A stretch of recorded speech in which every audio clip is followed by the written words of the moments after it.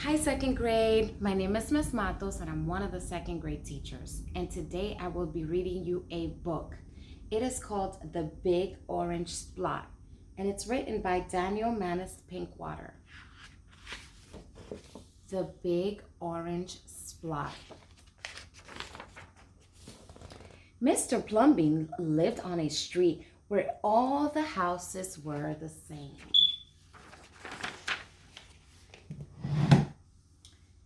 He liked it that way. So did everybody else on Mr. Plumbean Street.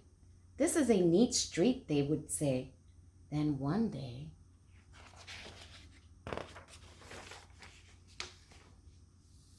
a seagull flew over Mr. Plumbean's house.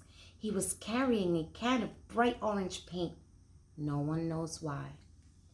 And he dropped the can, no one knows why, right over Mr. Plumbean's house.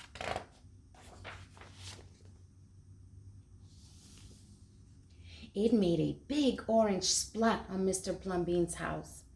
Ooh, too bad, everybody said. Mr. Plumbean will have to paint his house again. I suppose I will, said Mr. Plumbean. But he didn't paint his house right away. He looked at the big orange splat for a long time. Then he went about his business. The neighbors got tired of seeing that big orange splat. Someone said, Mr. Plumbean, we wish you'd get around to painting your house. Okay, said Mr. Plumbean. He got some blue paint and some white paint, and that night he got busy. He painted at night because it was cooler. When the paint was gone, the roof was blue, the walls were white, and the big orange spot was still there. Then he got some more paint. He got red paint, yellow paint, green paint, and purple paint. In the morning, the other people on the street came out of their houses. Their houses were all the same, but Mr. Plumbean's house was like a rainbow.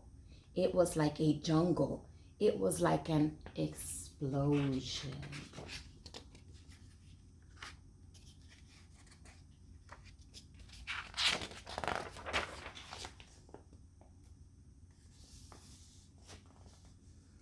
There was the big orange spot, and there were little orange spots. There were stripes.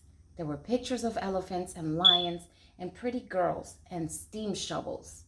The people said, Plumbean has popped his cork, flipped his wig, blown his stack, and dropped his stopper. They went away muttering. That day, Mr. Plumbean bought carpenter tools. That night, he built a tower on top of his roof, and he painted a clock on the tower.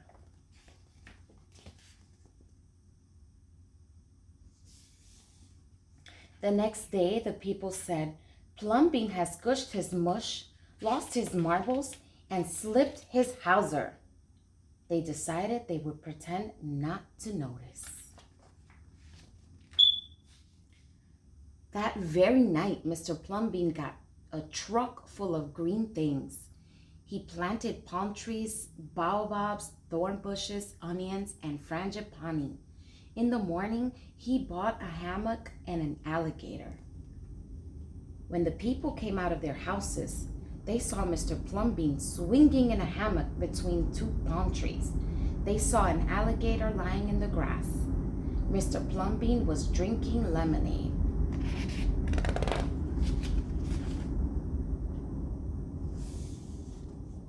Plumbean has gone too far. This used to be a neat street. Plumbean, what have you done to your house? The people shouted. My house is me and I am it. My house is where I like to be, and it looks like all my dreams, Mr. Plumbean said. The people went away. They asked the man who lived next door to Mr. Plumbean to go and have a talk with him. Tell him that we liked it the way here before he changed his house.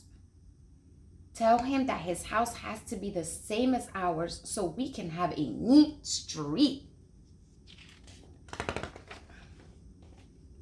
The man went to see Mr. Plumbean that evening. They sat under the palm trees drinking lemonade and talking all night long.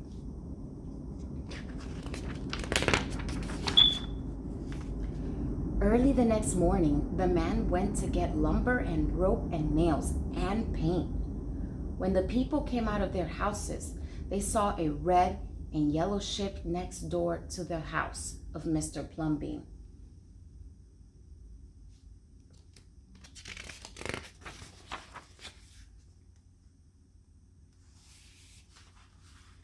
"What have you done to your house?" they shouted at the man. "My house is me and I am it.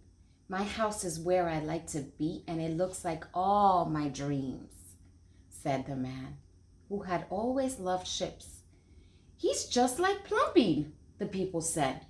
"He's got his bees in his bonnet, bats in his belfry, and knots in his noodle." Then one by one, they went to see Mr. Plumbean late at night. They would sit under the palm trees and drink lemonade and talk about their dreams. And whenever anybody visited Mr. Plumbean's house, the very next day, that person would set about changing his house to fit his dreams.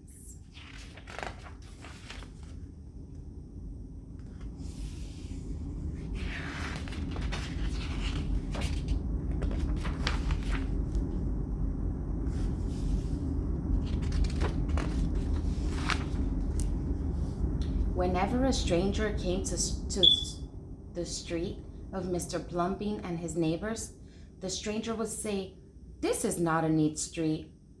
Then all the people would say, "Our street is us, and we are it.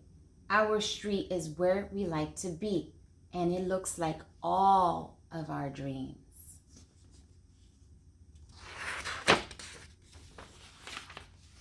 The end. I hope you enjoyed this story, boys and girls. I want you to think about, what would your dream house look like? Think about that. Bye.